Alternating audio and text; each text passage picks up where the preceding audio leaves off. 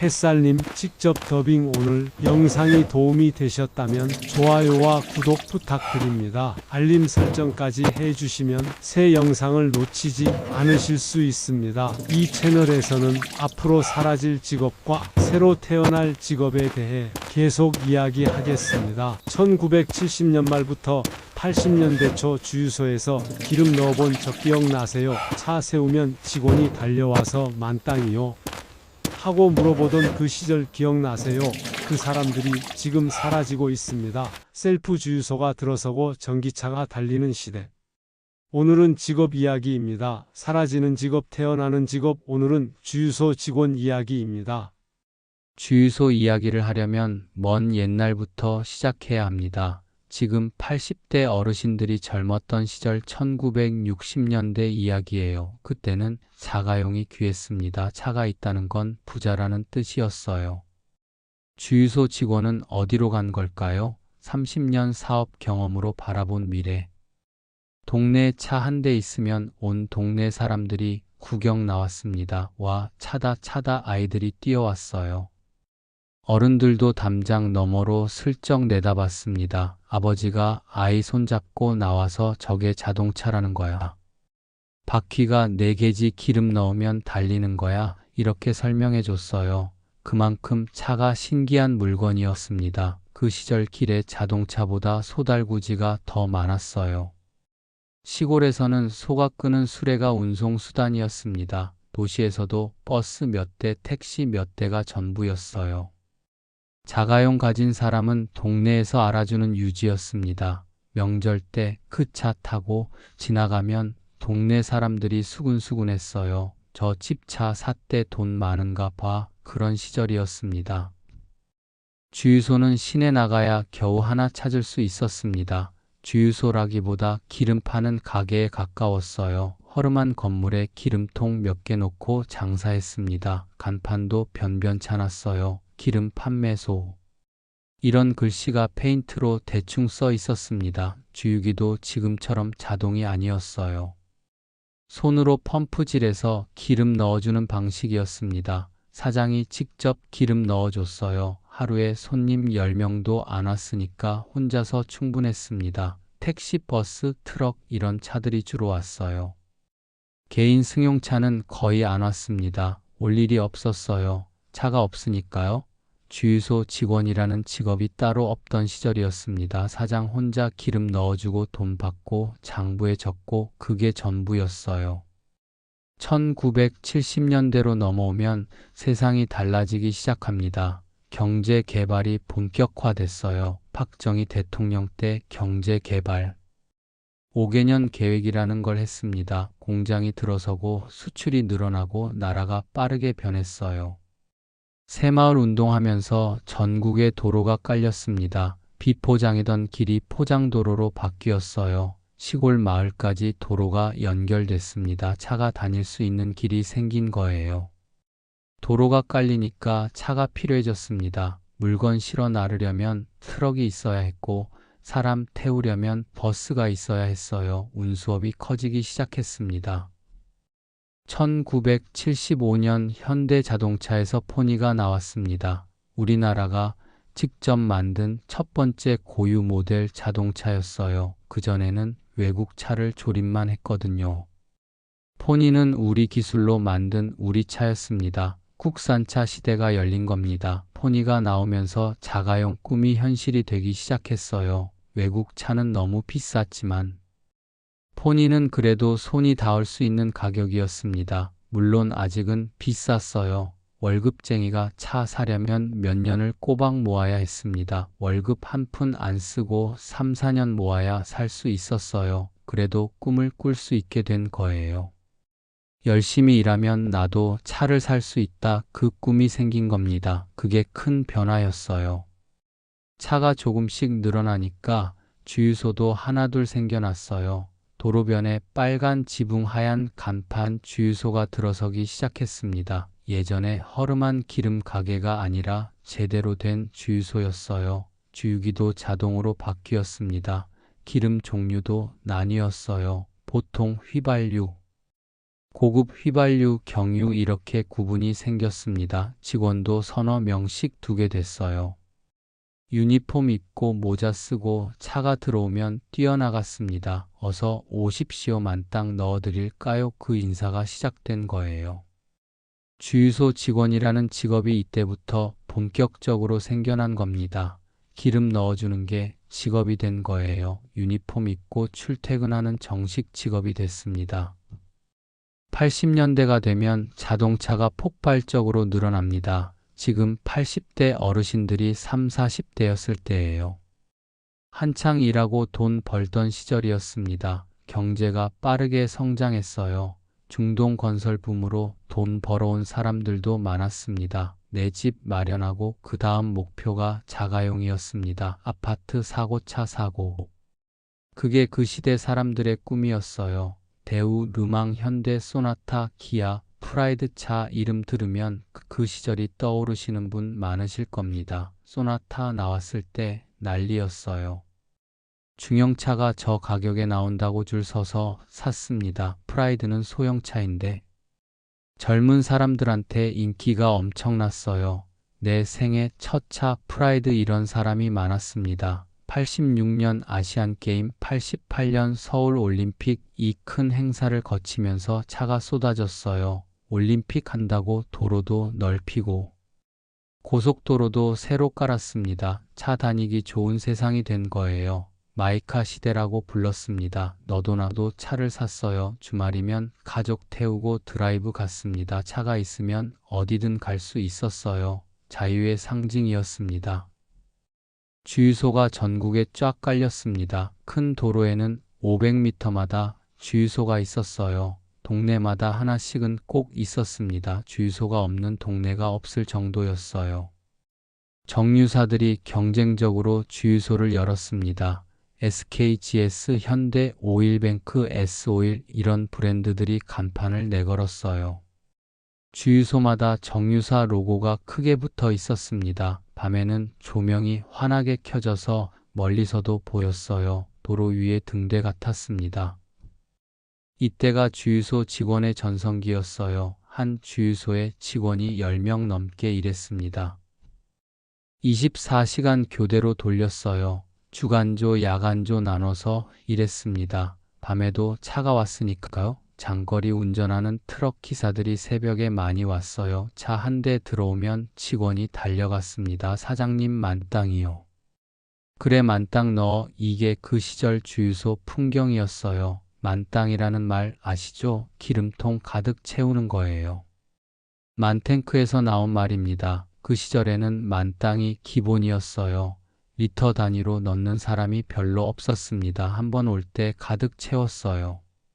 기름 넣는 동안 가만히 있지 않았습니다. 보닛 열어서 엔진오일 확인해 줬어요. 엔진오일 색깔 보고 양 확인하고 부족하면 알려줬습니다. 와셔액 모자라면 채워줬어요. 와셔액은 앞유리에 물 뿌리는 그 액체예요. 앞유리 깨끗하게 닦아줬습니다. 걸레로 쓱쓱 닦아서 반짝반짝하게 만들어줬어요. 뒷유리까지 닦아주는 직원도 있었습니다. 사이드 미러도 닦아줬어요. 타이어 공기압도 봐줬습니다. 타이어 톡톡 차보고 공기 빠진 것 같으면 공기 넣어줬어요. 이게 다 무료 서비스였습니다. 기름만 파는 게 아니었어요. 차량 점검을 통째로 해준 거나 다름없었습니다. 지금으로 치면 카센터 간이 점검이나 마찬가지였어요. 감사합니다. 안녕히 가십시오. 허리 숙여 인사하면서 차가 나갈 때까지 손 흔들어 줬어요. 차가 도로로 나갈 때 뒤에서 교통 정리까지 해줬습니다. 손으로 차 오는지 확인하고 안전하게 빠져나갈 수 있게 도와줬어요. 단골 손님은 이름까지 외웠습니다. 아, 김 사장님 오셨습니까? 오늘도 만땅이요. 그래 만땅 넣어 수고해. 이런 사이였어요. 이 사장님은 월요일마다 오시고 박 사장님은 금요일마다 오시고 다 외우고 있었습니다. 손님 차 번호판만 봐도 누군지 알았어요. 아, 저 차 김 사장님 차다 하고 미리 준비했습니다. 기름 넣으러 가는 게 아니라 아는 사람 만나러 가는 기분이었어요. 잠깐 이야기도 나누고. 안부도 물었습니다. 요즘 장사 잘 되세요? 아이들은 잘 크고 있어요. 이런 대화가 오갔어요. 주유소가 동네 사랑방 같은 역할도 했습니다. 제가 식당 30년 하면서 느낀 건데 장사는 결국 사람 사이 관계입니다. 음식 맛도 중요하지만 그보다 더 중요한 게 사람이에요. 손님이 찾아오는 이유가 뭐겠습니까? 주인이 반겨주니까 옵니다. 아, 사장님 오셨어요. 오늘 갈치조림 기가 막히게 됐어요. 이 한마디가 손님 마음을 잡아요. 주유소도 똑같았습니다. 동네 주유소 아저씨가 내 차 상태를 나보다 더 잘 알았어요. 사장님, 오일 교환할 때 됐어요. 사장님, 타이어 앞쪽이 많이 닳았네요. 한번 봐야겠어요. 이렇게 챙겨줬거든요. 기름만 파는 게 아니라 내 차에 대한 모든 걸 상담해줬어요. 요즘 말로 하면 카 매니저였습니다. 사람 얼굴 기억하고 차 상태 기억하고 필요한 걸 먼저 알려주는 거, 이건 사람만 할 수 있는 일이었습니다. 기계가 아무리 좋아져도 이런 건 못해요. 사람이니까 할 수 있는 거였습니다. 주유소에서 일하면 먹고 살만했어요. 기본급에 야간 수당, 특근 수당 붙으면 괜찮았습니다. 명절에는 보너스도 나왔어요. 팁 주시는 손님도 있었습니다. 거스름 돈 가지세요 하시는 분들이 있었거든요. 고맙습니다 하고 받으면 하루에 몇천 원 모일 때도 있었어요. 주유소 사장님들은 더 잘 벌었습니다. 차가 계속 늘어나니까 기름이 쉬지 않고 팔렸어요. 하루에 수천 리터씩 팔렸습니다. 주유소 하나 잘 차리면 자식 셋 대학 보내고도 남는다. 그런 소리가 괜히 나온 게 아닙니다. 주유소 사장이 동네에서 알아주는 부자였어요. 직원 입장에서도 안정적이었습니다. 한 주유소에서 10년, 20년 일하는 사람이 많았어요. 다른 데 갈 필요가 없었습니다. 월급 꼬박꼬박 나오고 상여금도 나오고 안정적이었어요. 일은 곧했습니다. 비가 와도 눈이 와도 밖에 서 있어야 했어요. 지붕이 있긴 했지만 바람은 다 들어왔습니다. 여름에는 뜨거운 아스팔트 위에서 땀이 비 오듯 흘렀어요. 아스팔트에서 올라오는 열기가 장난이 아니었습니다. 40도가 넘었어요. 기름 냄새에 열기까지 더해지면 어지러울 때도 있었습니다. 겨울에는 손 시려워서 호 불면서 기름 넣어줬어요. 장갑 끼면 노즐 잡기가 불편해서 맨손으로 일하는 사람이 많았습니다. 손이 트고 갈라졌어요. 기름 냄새가 옷에 배서 빨아도 안 빠졌습니다. 집에 가면 식구들이 아버지 냄새 난다고 했어요. 아이들이 아빠 기름 냄새나 하면서 코를 막았습니다. 목욕을 해도 냄새가 남았어요. 피부에 기름이 스며드는 거였습니다. 그래도 불평 않고 일했어요. 이게 내 직업이니까, 이걸로 가족 먹여 살리니까 힘들어도 감사했습니다. 자식들 학교 보내고 밥 먹이고 옷 입히는 게 이 일 덕분이었으니까요. 90년대가 됐습니다. 지금 70대 어르신들이 40대였을 때예요.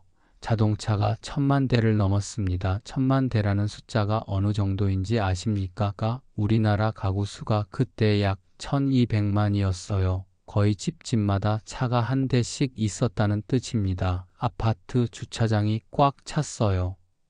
주차할 데가 없어서 도로변에 세워놓는 차가 넘쳤습니다. 출퇴근 시간에는 도로가 꽉 막혔어요. 교통체증이라는 말이 일상이 됐습니다. 차가 이렇게 많으니까 기름도 엄청나게 팔렸어요. 주유소마다 줄을 서서 기다리는 날도 있었습니다. 특히 주말 전날이면 차들이 몰렸어요. 내일 가족 데리고 어디 가려고 미리 기름 넣어놓는 거였습니다. 주유소 경쟁이 더 치열해졌습니다. 가격 전쟁이 시작됐어요. 리터당 10원이라도 싸면 손님이 몰렸거든요. 운전하다가 주유소 가격 보이면 옆에 주유소랑 비교했습니다. 저기가 20원 싸네, 저기 가자 이러면서 유턴하는 사람도 있었어요. 전광판에 가격을 크게 써놨습니다. 빨간 글씨로 리터당 얼마 이렇게 써놨어요. 옆 주유소보다 20원 싸요 이렇게 유인했습니다. 밤에는 전광판 불빛이 멀리서도 보였어요. 운전자 눈에 가장 먼저 들어오는 게 가격이었습니다. 사은품도 좋습니다. 휴지, 세제, 생수, 기름 넣으면 덤으로 줬어요.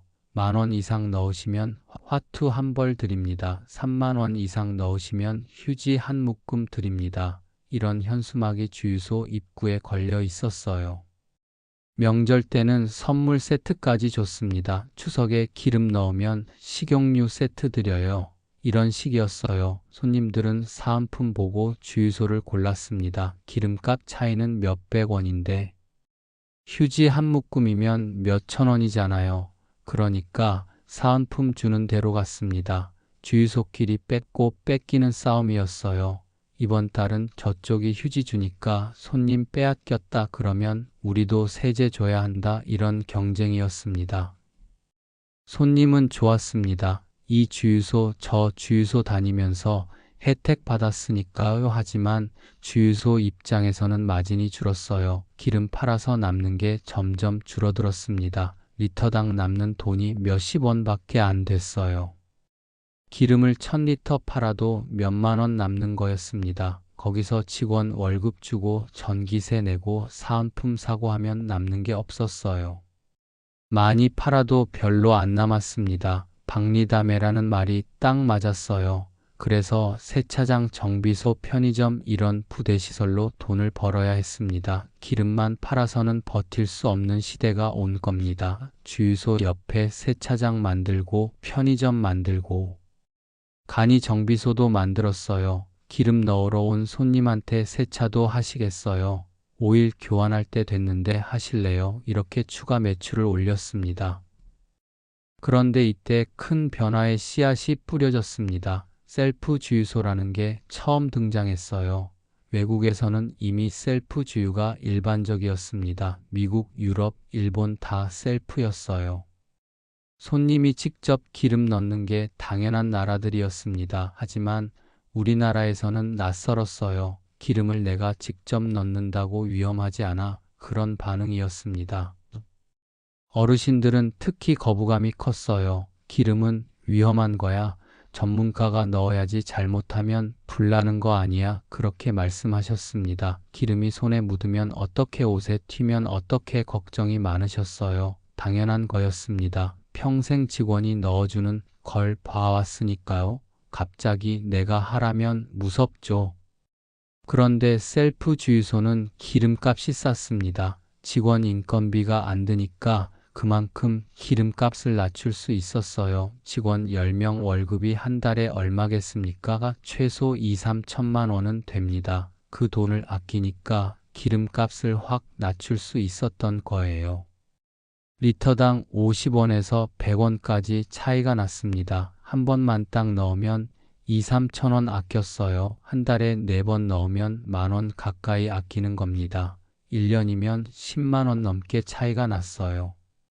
그 돈이면 가족이 외식 한번 할 수 있는 돈이었습니다. 젊은 사람들부터 셀프 주유소로 갔습니다. 해보니까 별거 아니었어요. 카드 넣고 기름 종류 선택하고 노즐 잡고 넣으면 끝이었습니다. 처음에는 어색했지만 두세 번 하니까 금방 익숙해졌어요. 오히려 편하다는 사람도 있었습니다. 직원 기다릴 필요 없이 바로 넣을 수 있으니까요. 줄 서서 기다리는 시간도 줄었어요. 셀프 주유소가 늘어나면서 주유소 직원이 줄기 시작했습니다. 풀서비스 주유소에 10명 있던 직원이 5명으로 줄었어요. 그 다음에는 3명으로 줄었습니다. 셀프 주유소는 안전 관리하는 사람 한두 명이면 됐어요. 기름 넣어주는 사람이 필요 없어진 겁니다. 유리 닦아주는 사람도 필요 없어졌어요. 타이어 봐주는 사람도 필요 없어졌습니다. 손님이 알아서 다 하니까요. 사장 입장에서 계산이 확 달라졌습니다. 직원 10명. 월급 주던 돈을 아끼면 한 달에 수천만 원이에요. 1년이면 몇 억입니다. 마진이 적은 주유소 사업에서 인건비 줄이는 게 유일한 생존 방법이었습니다. 안 바꾸면 경쟁에서 졌어요. 옆에 셀프 주유소 생기면 손님이 다 거기로 갔거든요. 기름값이 싸니까요. 같은 기름인데 왜 비싼 데서 넣겠습니까? 어쩔 수 없이 하나둘 셀프로 전환했습니다. 2000년대 들어서 변화가 더 빨라졌어요. 정부에서 셀프 주유소 규제를 풀었습니다. 예전에는 셀프 주유소 비율 제한이 있었거든요. 전체 주유소 중에 셀프가 몇 퍼센트를 넘으면 안 된다는 규제가 있었어요. 안전 때문이었습니다. 그 규제가 풀리면서 셀프 주유소가 쏟아졌어요. 신규 주유소는 거의 다 셀프로 열었습니다. 처음부터 셀프로 설계하고 지었어요. 기존 주유소도 앞다투어 셀프로 바꿨습니다. 주유기 교체하고 결제 시스템 바꾸고 직원 줄이고 간판에 셀프 글자 크게 붙였어요. 지금은 전국 주유소 중에 셀프가 절반을 훨씬 넘었습니다. 새로 생기는 주유소는 거의 100% 셀프입니다. 풀서비스 주유소 찾기가 어려워졌어요. 기름 넣어주는 직원을 보기 힘든 세상이 됐습니다. 어르신들이 기름 넣어주는 데 어디 없나 물어보시면 찾기가 힘들어요. 직원들은 불안해졌어요. 어제까지 같이 일하던 동료가 나가야 했습니다. 사장님이 미안하지만 셀프로 전환해야 해서 그 말 한마디에 10년 넘게 다니던 직장을 잃었어요. 아침에 출근했더니 사장님이 부르더랍니다. 앉아봐. 이번 달까지만 나와 셀프로 바꿔야 해서 미안해. 그 말 듣는 순간 머릿속이 하얘졌다고 합니다. 다른 주유소 가려고 해도 거기도 셀프로 바꾸고 있었습니다. 갈 데가 없었어요. 주유소 일만 해본 사람이 다른 일을 뭘 하겠습니까? 기름 넣어주고 유리 닦아주고 타이어 봐주고 그 일만 20년 했는데 갑자기 다른 일 하라면 막막합니다. 이력서에 뭐라고 쓰겠어요? 경력 주유소 직원 20년 이거 들고 어디 가겠습니까? 나이도 40, 50이 넘었고 다른 기술도 없었어요. 컴퓨터도 못하고 운전면허 말고는 자격증도 없었습니다. 제가 식당 하면서 봤어요. 경기 안 좋으면 사장이 가장 먼저 줄이는 게 사람입니다. 인건비가 가장 큰 지출이니까요. 주유소도 똑같았습니다. 지금 60대인 제가 보는 현재 주유소 풍경은 확 달라졌습니다. 제가 차 몰고 주유소에 가면 직원이 안 나옵니다. 아무도 안 나와요. 차 세워도 뛰어오는 사람이 없어요. 기계 앞에 서서 카드 넣고 버튼 누르고 기름 넣고 끝이에요. 사장님 만땅이요. 그 소리가 사라졌습니다. 감사합니다. 안녕히 가십시오. 그 인사도 없어요. 혼자 넣고 혼자 나갑니다. 옆에 차 온 사람하고 눈도 안 마주쳐요. 각자 기계 앞에 서서 각자 넣고 각자 갑니다. 예전에 주유소에서 느꼈던 그 따뜻함이 없어졌어요. 보닛 열어서 오일 봐주고 유리 닦아주던 그 서비스가 사라졌습니다. 타이어 공기압 확인해주던 아저씨도 없어요. 차 나갈 때 손 흔들어주던 그 모습도 없습니다. 이제는 그런 걸 해주는 곳을 찾기가 어려워요. 저도 처음에 셀프 주유소 갔을 때 당황했어요. 어디에 카드를 넣어야 하는 거야? 어떤 버튼을 눌러야 하는 거야? 기름 종류가 왜 이렇게 많아? 화면에 글씨가 작아서 잘 안 보였어요. 돋보기 없으면 못 읽겠더라고요.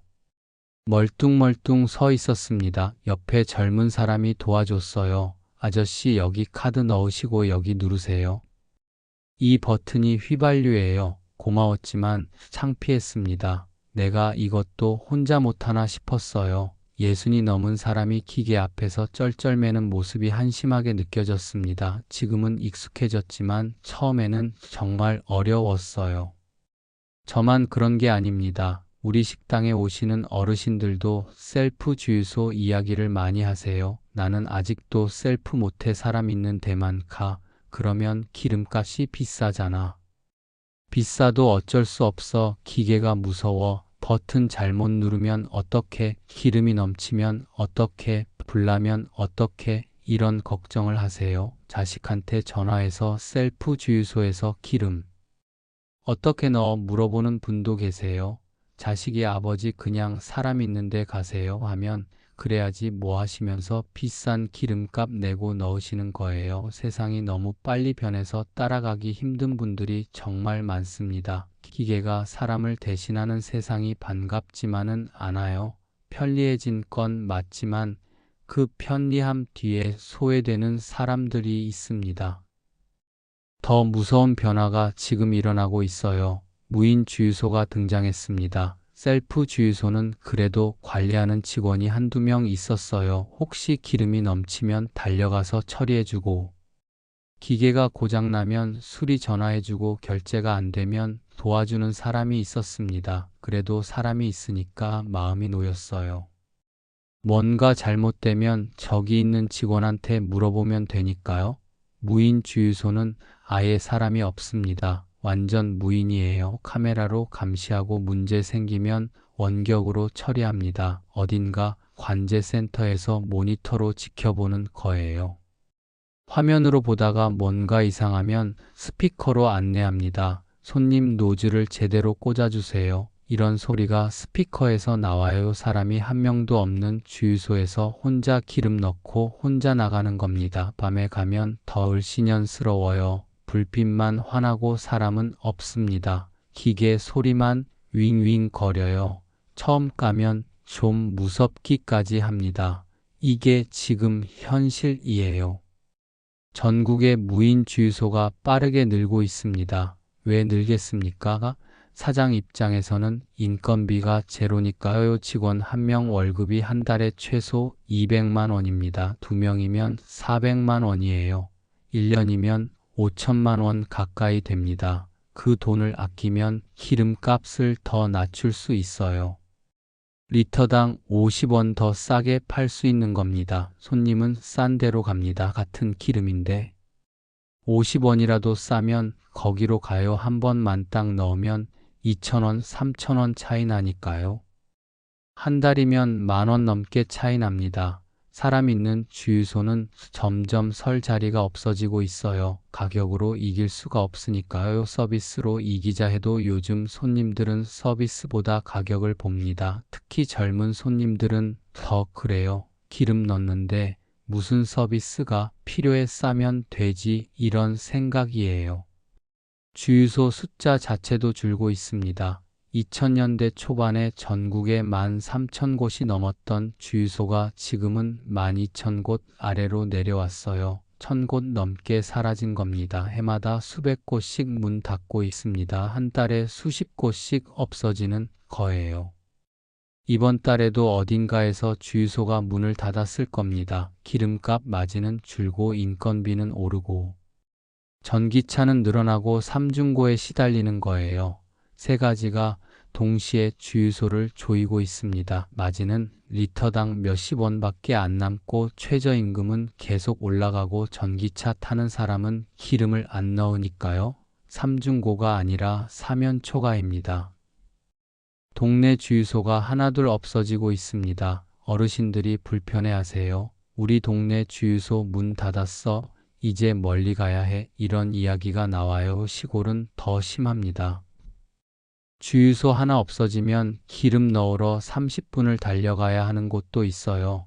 왕복 1시간이에요. 기름 넣으러 가는데 기름이 더 드는 거나 마찬가지입니다. 농촌에서 경운기 트랙터 기름 넣으려면 멀리 나가야 하는 거예요.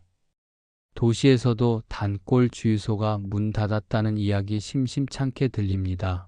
20년 다니던 주유소가 갑자기 철거되고 그 자리에 아파트가 올라가는 경우도 있어요. 주유소 부지가 땅값이 좋거든요. 도로변 좋은 자리에 있으니까 개발업자들이 눈독을 들입니다. 여기서 진짜 이야기를 해야 합니다. 전기차예요.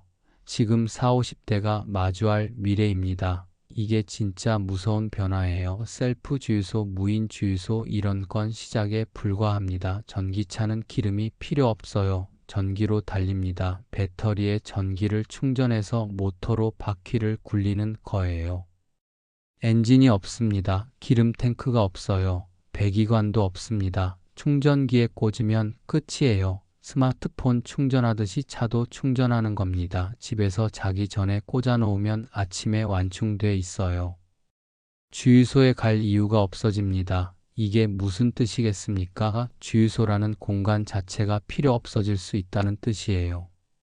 직원이 사라지는 정도가 아닙니다. 셀프 주유소 때는 직원만 줄었어요. 주유소는 그대로 있었습니다. 기름을 파는 건 똑같았어요. 다만 넣어주는 사람이 없어졌을 뿐이죠. 전기차 시대는 다릅니다. 주유소 자체가 사라질 수 있는 겁니다. 기름을 안 쓰니까 기름 파는 곳이 필요 없어지는 거예요. 차원이 다른 변화입니다. 연탄 시대가 끝나면서 연탄 가게가 사라졌잖아요. 그것과 똑같은 거예요. 기름 시대가 끝나면 기름 파는 곳이 사라지는 겁니다. 전기차가 얼마나 빠르게 늘고 있는지 아십니까? 2020년만 해도 전기차 비율이 몇 퍼센트 안 됐어요. 길에서 전기차 보면 오, 전기차다 하고 쳐다봤습니다. 신기했으니까요. 지금은 신차 판매 중에 전기차 비율이 10%를 넘었습니다. 10대 중에 한 대는 전기차라는 뜻이에요. 하이브리드까지 합치면 30%가 넘어요. 10대 중에 3대는 기름만으로 안 달리는 차입니다. 길에서 전기차 보는 게 일상이 됐어요. 테슬라, 현대, 아이오닉, 기아, EV 이런 차들이 돌아다닙니다. 소리도 안 나요. 옆에 서 있어도 모릅니다. 너무 조용해서 보행자가 못 듣는 게 문제될 정도예요. 그래서 일부러 소리를 내는 장치를 달아야 하는 법까지 생겼습니다. 기름 냄새도 없고 배기가스도 없어요. 뒤에서 매연이 안 나옵니다. 완전히 다른 차예요. 기름차 타다가 전기차 타면 세상이 달라졌다는 걸 느낍니다. 충전소도 빠르게 늘고 있어요. 아파트 주차장에 충전기 있고 마트 주차장에도 있습니다. 대형마트 가면 입구 가까운데 충전기 자리가 따로 있어요. 장 보는 동안 차가 충전되는 거예요. 고속도로 휴게소에도 충전기가 쭉 깔렸습니다. 예전에는 고속도로에서 전기차 타면 불안했어요. 충전할 데가 없으니까요. 지금은 휴게소마다 충전기가 있습니다. 밥 먹고 화장실 다녀오면 충전 끝나 있어요. 카페에 가면 충전기 있는 곳도 있습니다. 커피 마시는 동안 차가 충전되는 세상이에요. 회사 주차장에도 충전기 설치하는 곳이 늘고 있습니다. 출근해서 꽂아놓으면 퇴근할 때 완충이에요. 주유소에 갈 필요가 점점 없어지고 있습니다. 정부에서도 전기차를 밀고 있습니다. 보조금 줘요. 전기차 사면 국가 보조금, 지방 보조금 합쳐서 수백만 원 지원해 줍니다. 그만큼 싸게 살 수 있어요. 세금도 깎아줍니다. 자동차세가 기름차보다 훨씬 적어요. 고속도로 통행료도 할인해 줍니다. 공영주차장 할인도 있어요. 충전 인프라를 계속 확대하고 있습니다. 공공기관 주차장에 충전기 의무 설치하는 법도 만들었어요. 이건 세계적인 흐름입니다. 우리나라만 하는 게 아니에요. 유럽에서는 2035년부터 내연기관차 신차 판매를 금지하겠다고 했어요. 기름으로 달리는 차를 더 이상 안 만들겠다는 겁니다. 새 차는 무조건 전기차만 판다는 거예요. 기름차를 아예 못 사게 하겠다는 겁니다. 노르웨이는 이미 신차 판매의 80% 이상이 전기차예요. 노르웨이에서는 기름차 사는 사람이 오히려 이상한 사람 취급받는다고 합니다. 중국도 전기차 시장을 주도하고 있어요.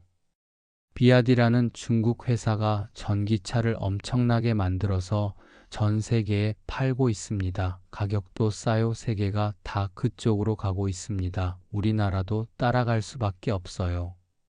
현대차, 기아도 전기차 라인업을 계속 늘리고 있습니다. 방향은 정해진 겁니다. 기름차 시대가 끝나가고 있어요. 언제 완전히 끝날지는 모르지만 끝나는 방향으로 가고 있다는 건 확실합니다. 전기차가 보급되면 주유소는 어떻게 될까요? 기름 수요가 줄어듭니다. 전기차 한 대가 늘면 기름 수요가 그만큼 줄어요. 전기차 100만 대가 늘면 기름 소비가 확 줄어듭니다. 기름 소비가 줄면 주유소 매출이 줄어요. 매출이 줄면 버틸 수 없습니다. 직원 월급도 못 주고 임대료도 못 내요. 문 닫아야 합니다. 지금도 줄고 있는데. 전기차가 더 늘면 속도가 빨라질 겁니다. 10년 안에 주유소가 지금의 절반으로 줄 수 있어요. 20년 후에는 더 줄겠죠. 기름 넣는 주유소가 희귀해지는 시대가 올 수 있습니다. 지금 우리가 옛날 연탄 가게를 떠올리듯이 미래 세대는 주유소를 그렇게 떠올릴 수 있어요. 우리 어렸을 때 연탄 가게 기억나시죠? 동네마다 연탄 가게가 있었잖아요. 연탄 배달부가 등에 연탄 10몇 장씩 지고 계단 올라갔습니다. 그 연탄 가게가 지금 어디 있습니까? 다 사라졌어요. 가스 보일러가 나오면서 연탄이 필요 없어졌거든요. 주유소도 똑같은 길을 갈 수 있습니다. 미래의 아이들이 할아버지 주유소가 뭐야 하고 물어볼 수 있어요. 거기서 뭘 했어? 기름을 넣었다고. 기름이 뭐야? 차에 왜 기름을 넣어? 이런 대화가 나올 수 있는 겁니다. 웃기지요? 그런데 현실이 될 수 있어요. 우리가 마차 시대를 상상 못하듯이 미래 세대는 기름차 시대를 상상 못할 수 있습니다. 제가 식당 30년 하면서 시대 변화를 많이 봤어요. 처음에 식당 시작했을 때는 전화 예약이었습니다. 손님이 전화해서 몇 시에 몇 명 가겠다 했어요. 그걸 수첩에 적었습니다. 연필로 이름, 시간, 인원수 적어놨어요. 지금은 어떻습니까? 앱으로 예약하고 앱으로 주문하고 앱으로 결제합니다. 현금 내는 손님이 거의 없어요. 카드 아니면 폰으로 다 합니다. 삼성페이, 카카오페이, 네이버페이 이런 걸로 찍으면 끝이에요. 전화기 앞에 앉아서 예약 받던 시절이 끝났습니다. 수첩에 연필로 적던 시절이 끝났어요. 배달도 전화로 받다가 이제는 배달 앱으로 받습니다. 세상이 완전히 달라졌어요. 주유소도 마찬가지입니다. 사장님 만땅이요 하던 시절이 끝나가고 있어요. 기름 넣어주던 사람이 사라지고 기름 넣는 행위 자체가 사라지는 겁니다. 전기차는 집에서 충전하면 돼요. 자기 전에 꽂아놓으면 아침에 충전 완료입니다. 스마트폰 충전하듯이요. 밤새 충전되니까 아침에 완충 상태로 출발합니다. 주유소에 갈 필요가 없어요. 출발 전에 잠깐 꽂아놓으면 끝이에요. 주유소에서 줄 서서 기다리던 그 시간이 필요 없어집니다. 비 오는 날 주유소에서 우산 들고 기름 넣던 그 불편함도 없어져요. 지금 주유소에서 일하고 계신 분들 불안하실 겁니다. 내 자리가 언제까지 있을지 모르니까요. 올해는 괜찮겠지, 내년도 괜찮겠지 하면서도 마음 한구석이 불안하실 거예요. 주유소 사장님들도 고민이 깊으실 겁니다. 이 장사를 얼마나 더 할 수 있을까? 지금 투자해서 시설 고쳐도 될까? 직원을 더 뽑아도 될까? 이런 고민이 있으실 거예요. 솔직히 말씀드리겠습니다. 밝은 이야기만 할 수는 없어요. 주유소 직원이라는 직업은 줄어들 겁니다. 이건 막을 수 없는 흐름이에요. 누가 막으려고 해도 못 막습니다. 셀프 주유소가 더 늘고 무인 주유소도 늘고 전기차가 보급되면 주유소 자체가 줄어듭니다. 기름 넣어주는 일자리는 갈수록 없어져요. 이건 사실입니다. 하지만 사실을 아는 것과 모르는 것은 하늘과 땅 차이입니다. 알아야 준비를 하니까요. 그렇다고 절망할 필요는 없습니다. 제가 왜 이런 이야기를 하겠습니까? 여러분 겁주려고 하는 게 아니에요. 무섭게 만들려고 하는 것도 아닙니다. 현실을 알아야 준비를 하니까 하는 겁니다. 병원에 가면 의사가 솔직하게 이야기해 주잖아요. 여기가 안 좋으니까 이런 치료를 받으세요. 그래야 낫지요. 아프다는 걸 모르면 치료를 안 하잖아요. 그러다 병이 커지는 겁니다. 직업도 마찬가지예요. 위험하다는 걸 알아야 대비를 합니다. 미리 알면 미리 준비할 수 있어요. 그게 이 채널이 하는 일입니다. 사라지는 직업을 알려드리고 태어나는 직업을 알려드리는 거예요. 직업이 사라지면 새로운 직업이 생깁니다.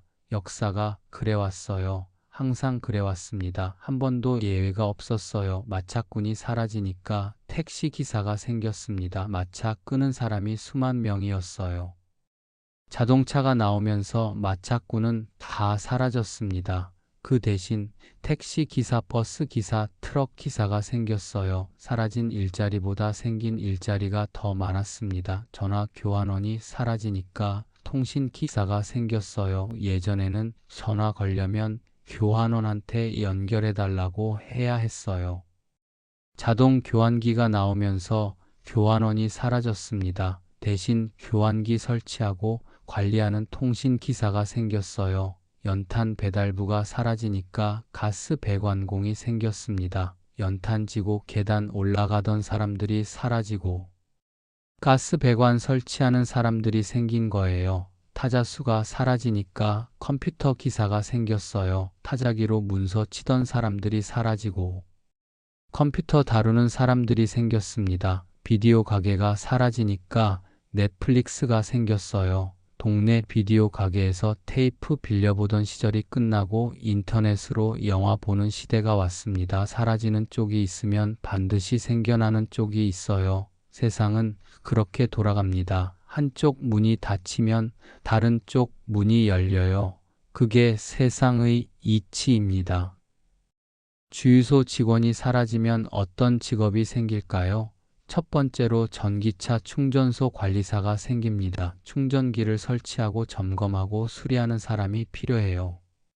지금 전국에 충전기가 수만 대 깔리고 있습니다. 아파트 주차장에도 깔리고 마트에도 깔리고 고속도로 휴게소에도 깔리고 있어요. 관공서에도 깔리고 카페에도 깔리고 있습니다. 이 충전기들을 누가 관리하겠습니까? 기계니까 고장이 나요. 비가 오면 접촉 불량 생기고 추우면 동결되고 여름에는 과열되기도 합니다. 소프트웨어 업데이트도 해야 해요. 결제 시스템 점검도 해야 하고요. 사람이 해야 합니다. 고장나면 고치는 사람 필요하고 새로 설치하는 사람도 필요해요. 충전소 운영하는 사람도 필요합니다. 충전기 종류도 여러 가지예요. 완속 충전기, 급속 충전기, 초급속 충전기가 있어요. 제조사마다 규격도 달라요. 삼성, LG, SK, 현대, 외국 업체까지 다 다릅니다. 이걸 다 아는 전문가가 필요해요. 지금은 이런 전문가가 많지 않습니다. 먼저 배우면 먼저 자리 잡을 수 있어요. 주유소에서 기름 넣어주던 분들이 충전기 관리하는 일로 옮길 수 있습니다. 차를 다루던 경험이 있으니까 완전히 새로운 분야가 아니에요. 기름 대신 전기를 다루는 거예요. 기본은 비슷합니다. 두 번째로 전기차 배터리 전문가가 필요합니다. 전기차에서 가장 중요한 게 배터리예요. 전기차의 심장이라고 할 수 있습니다. 배터리가 차값의 절반이에요. 5천만 원짜리 전기차면 배터리가 2,500만 원입니다. 몇 천만 원짜리 부품이에요.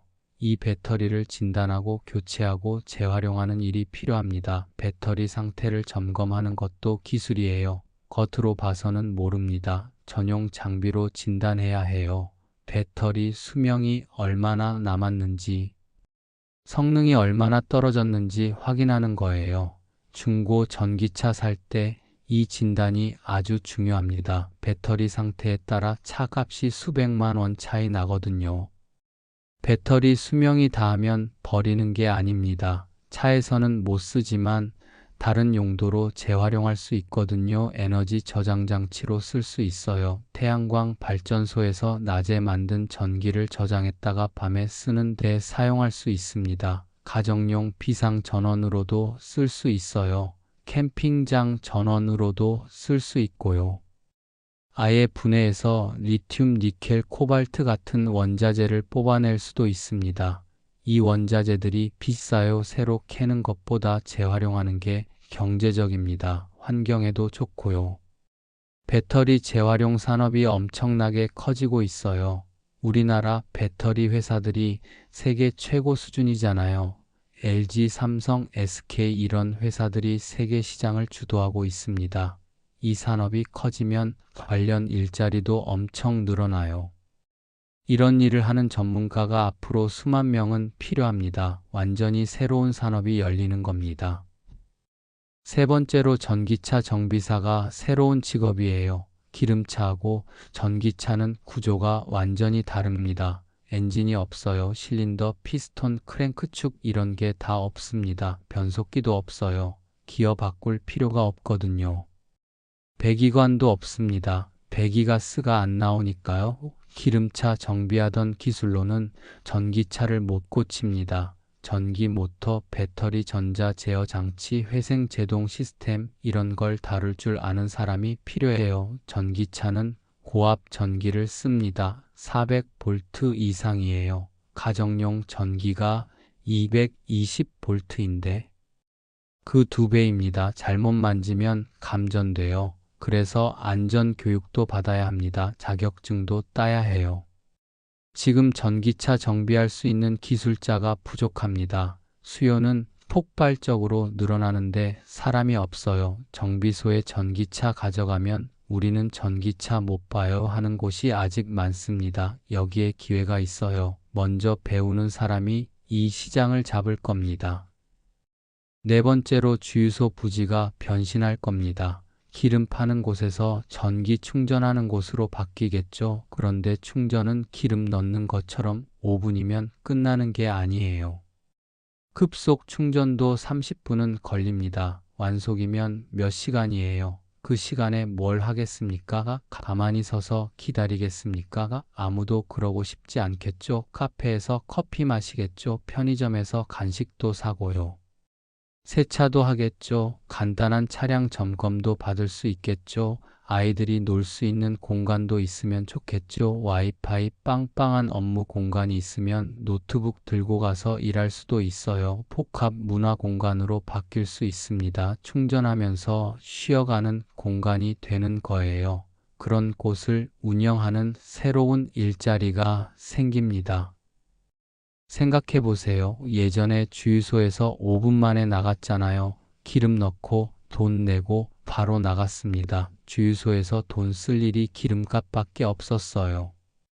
앞으로 충전소에서 30분 머무릅니다. 그 30분 동안 쓰는 돈이 있어요. 커피값 4,000원, 간식값 3,000원, 세차비 10,000원. 이게 다 새로운 매출이에요. 기름 팔아서 리터당 몇십 원 남기는 것보다 커피 한 잔 팔아서 3,000원 남기는 게 훨씬 이익입니다. 새로운 사업 기회예요. 오히려 주유소보다 돈 벌 기회가 더 많을 수 있어요. 위기가 곧 기회라는 말이 여기서 딱 맞습니다. 준비하는 사람만 살아남습니다. 이 말 꼭 기억하셔야 해요.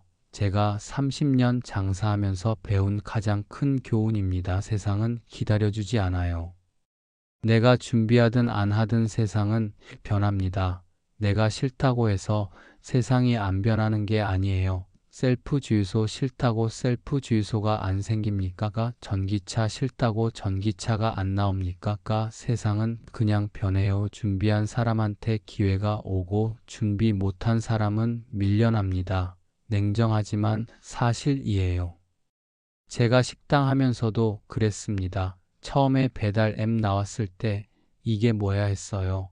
누가 앱으로 음식을 시켜 전화하면 되지 그렇게 생각했습니다. 앱 깔기도 귀찮고 수수료 내기도 아깝고 안 하려고 했어요. 그런데 옆에 가게들이 다 배달 앱 하더라고요. 우리 골목에 식당이 5개 있었는데 저만 안 했어요. 손님이 줄었습니다. 점심에 오던 손님이 배달시키기 시작한 거예요. 굳이 나올 필요 없이 앱으로 주문하면 가져다 주니까요. 그때서야 뒤늦게 배달 앱 시작했어요. 일찍 했으면 손님 더 잡았을 겁니다. 그게 후회돼요. 스마트폰으로 주문 받는 것도 처음에는 어려웠어요. 알림 소리 울리면 당황했습니다. 어떤 버튼을 눌러야 하는 거야. 수락이 뭐야, 거절이 뭐야 허둥댔어요. 아들한테 전화해서 물어봤습니다. 지금은 자연스럽게 합니다. 눈 감고도 할 수 있어요. 주유소도 마찬가지입니다. 변화가 오기 전에 미리 준비하는 게 답이에요. 지금 주유소에서 일하고 계신 분들 전기차 충전에 대해 공부해 보세요. 충전기가 어떻게 작동하는지, 어떤 종류가 있는지 알아보세요. 인터넷에 자료가 많아요. 유튜브에서도 배울 수 있습니다. 전기차 충전기 원리 이렇게 검색하면 쉽게 설명해주는 영상이 많아요. 자동차 정비 쪽으로 배움을 넓혀보는 것도 방법입니다. 기름차만 알던 데서 전기차까지 알면 경쟁력이 생겨요. 두 가지 다 아는 사람이 드물거든요. 기름차도 알고 전기차도 아는 사람, 그런 사람이 필요해집니다. 과도기에는 두 가지 다 아는 사람이 가장 귀해요. 국가에서 하는 직업 훈련 프로그램도 있어요. 고용노동부에서 운영하는 게 있습니다. 무료로 배울 수 있어요. 나이가 많아도 괜찮습니다. 내일 배움 카드라는 게 있거든요. 이걸로 원하는 교육을 들을 수 있어요. 가까운 고용센터에 가서 물어보세요. 친절하게 알려줍니다. 전기차 관련 교육 과정이 있는지 물어보시면 돼요. 나이가 많아서 못 배운다고요? 그 말 하지 마세요. 저도 69입니다. 유튜브 하고 있어요. 처음에는 스마트폰 만지는 것도 서툴렀습니다. 카메라 어디서 켜는지도 몰랐어요. 사진 찍는 것도 어려웠습니다. 셔터가 어딘지 몰라서 아들한테 물어봤어요. 영상 편집이 뭔지도 몰랐습니다. 편집이라는 게 있다는 것도 몰랐어요. 그냥 찍으면 되는 거 아니야 했습니다. 지금은 영상 만들고 편집하고 자막 넣고 음악 넣고 업로드합니다. 댓글도 달고 분석도 봅니다. 조회수 확인하고 어떤 영상이 인기 있는지 분석해요. 못할 거 없어요. 마음만 먹으면 됩니다. 처음이 어렵지 시작하면 됩니다. 하루에 30분씩만 공부해 보세요. 한 달이면 기본은 알게 됩니다. 석 달이면 제법 알게 돼요. 늦었다고 생각할 때가 가장 빠른 때라는 말 있잖아요. 그 말이 진짜 맞아요. 시작이 반입니다. 한 발짝만 내디디면 나머지는 따라옵니다. 주유소 사장님들도 마찬가지예요. 지금부터 전환을 준비하세요. 기름만 팔 게 아니라 충전기를 설치하세요. 한두 대라도 먼저 설치해 보세요. 복합 공간으로 바꾸는 걸 고민해 보세요. 주유소 한쪽에 카페 만들면 어떨까? 편의점 확장하면 어떨까? 이런 고민을 시작하세요. 정부에서 충전기 설치 보조금도 줍니다. 환경부에서 지원하는 프로그램이 있어요. 신청하면 설치비 상당 부분을 지원해 줍니다. 기름파는 주유소에서 전기 충전하는 에너지 스테이션으로 바꾸는 거예요. 이름도 바꿔야 합니다. 주유소가 아니라 충전소 에너지 스테이션 이렇게요. 간판도 바꾸세요. 변하는 모습을 손님한테 보여주는 게 중요합니다. 발 빠르게 움직이는 사장님이 살아남을 겁니다. 지금 시작하면 경쟁자가 적어요. 나중에 다들 바꿀 때 시작하면 이미 늦습니다. 먼저 한 사람이 이기는 거예요. 자녀분들한테도 말씀해 주세요. 사라지는 쪽에 있지 말고 생겨나는 쪽으로 가라고요. 전기차 시대가 오고 있으니까 그쪽을 공부하라고 하세요. 배터리 기술, 충전 인프라, 신재생 에너지 이런 분야가 앞으로 커집니다. 엄청나게 커져요. 지금 반도체가 중요하다고 하잖아요. 배터리도 반도체만큼 중요한 산업이 됩니다. 좋은 일자리가 많이 생겨요.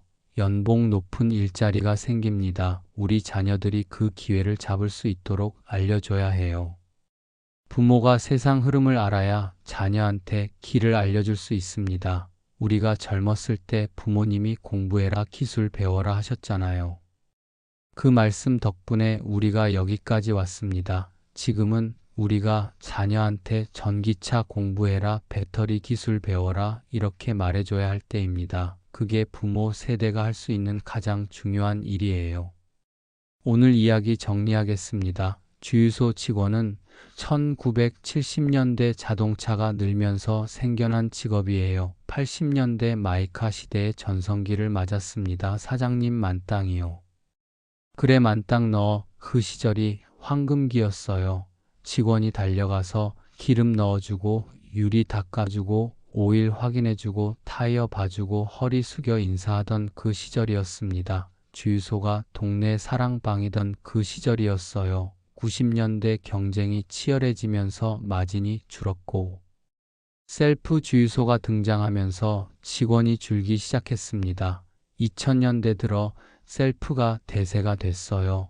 지금은 무인 주유소까지 나왔습니다. 전기차 시대가 오면 주유소 자체가 사라질 수 있어요. 하지만 새로운 직업도 생깁니다. 충전소 관리사, 전기차 정비사, 배터리 전문가, 에너지 스테이션 운영자. 변화 속에 기회가 있어요. 어두운 밤이 지나면 반드시 아침이 옵니다. 겨울이 가면 봄이 오듯이 사라지는 직업 뒤에는 태어나는 직업이 있습니다. 준비하는 사람만 살아남습니다. 이 말 꼭 기억해 주세요. 햇살님 직접 더빙. 오늘 영상이 도움이 되셨다면 좋아요와 구독 부탁드립니다. 알림 설정까지 해주시면 새 영상을 놓치지 않으실 수 있습니다. 이 채널에서는 앞으로 사라질 직업과 새로 태어날 직업에 대해 계속 이야기하겠습니다. 다음 영상에서는 은행원에 대해 다룰 예정입니다. ATM에서 인터넷 뱅킹, 그리고 인공지능까지 은행 창구에 앉아 있던 사람들은 어디로 갔을까요? 그 이야기를 자세히 들려드리겠습니다. 댓글로 여러분의 생각도 들려주세요. 주유소에서 일하셨던 분들, 지금 일하고 계신 분들 경험담 나눠주시면 감사하겠습니다. 셀프 주유소 때문에 어떤 변화를 겪으셨는지 알려주세요. 전기차 때문에 고민이 있으신 분들도 말씀해 주세요. 다른 분들께도 큰 도움이 될 겁니다. 댓글 다 읽어보고 있습니다. 여러분의 이야기가 이 채널을 만들어가는 힘입니다. 30년 사업 경험으로 바라본 미래 직업 이야기, 사라지는 직업, 태어나는 직업이었습니다. 다음 영상에서 또 뵙겠습니다. 시청해 주셔서 감사합니다.